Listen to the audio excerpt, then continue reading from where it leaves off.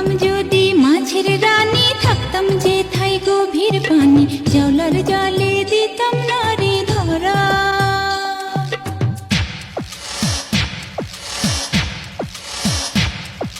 ঢেকি হইলে ধাপুর ধুপুর, ধান বানতাম সকাল দুপুর।